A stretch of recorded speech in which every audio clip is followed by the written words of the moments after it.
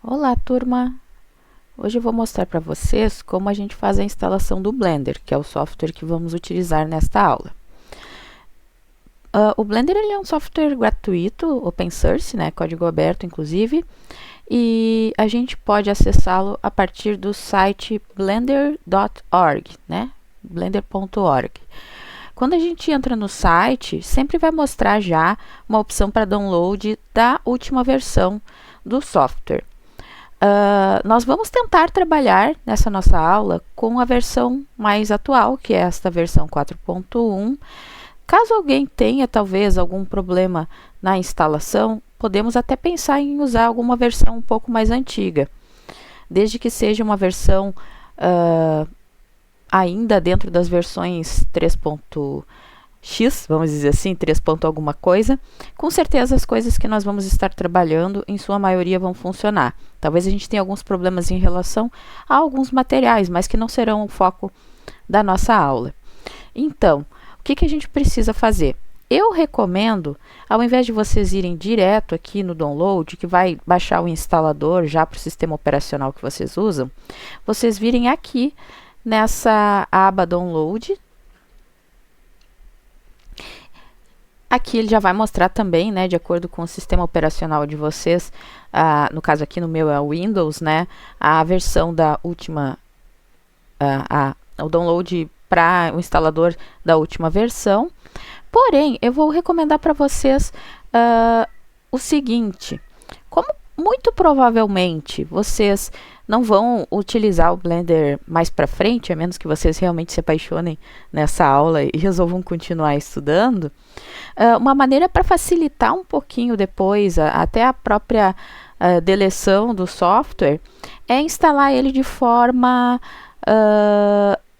que a gente chama a forma portável, né, que o sistema operacional não faz a instalação e a gente simplesmente baixa a pasta com tudo que tem, né, e executa o software de dentro da pasta. Inclusive, né, para caso vocês usem sistema operacional, tem um Mac, por exemplo, né, que vocês devem usar o macOS, ou se vocês porventura utilizam o Linux, esse é o tipo de instalação já padrão deles, né? Então, para a gente conseguir, mesmo para o Windows, como eu estou mostrando agora, baixar essa versão que seria a Portable, a portável, a gente aperta aqui nessa abinha e a gente vem aqui em Windows Installer, né? Ele vai parecer um pouquinho maior do que o instalador, o tamanho, porém a ideia é justamente que vocês vão depois só descompactar, né? Ele está no formato zip e vocês já vão ter então, né, o Blender de vocês prontinho para uso. Vou até mostrar aqui para vocês, acredito que não vai demorar tanto tempo se a minha internet estiver boa. Eu já tenho a versão 4.1 instalada, eu vou acabar na verdade tendo mais que uma versão, mas não tem problema, eu tenho ela num diretório específico ali dos meus, né? Tudo que eu baixo em geral vai para a minha pasta do sistema operacional chamada Downloads. Imagino que se vocês têm Windows em configurações padrão, também vai ser assim para vocês. Minha pasta Downloads está bem sujinha, bem cheia de coisa. E aí o que a gente tem aqui, como eu falei, é um zip, né? Um arquivo compactado. Vocês podem clicar com o botão direito e extrair tudo. Claro, vocês não precisam necessariamente fazer isso aqui na pasta Downloads, que nem eu estou fazendo. Eu recomendo vocês criarem uma pastinha, por exemplo, nos documentos de vocês, chamado aula, né, do curso, alguma coisa assim, né, ou criarem uma pastinha chamada Blender, modelagem 3D, enfim.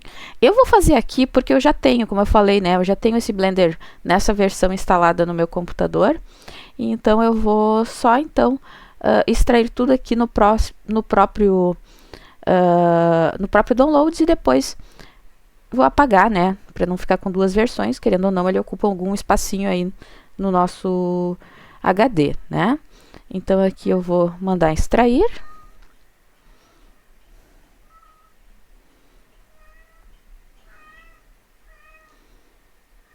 A extração demora até mais que o download, geralmente, porque nós temos bastante arquivos, né? Então a gente tem que aguardar um pouquinho. E espero que nessa gravação não saia meu gato miando. Estou usando hoje até meu microfone para tentar focar um pouco aqui o som, mas eu tô com um gatinho aqui querendo atenção.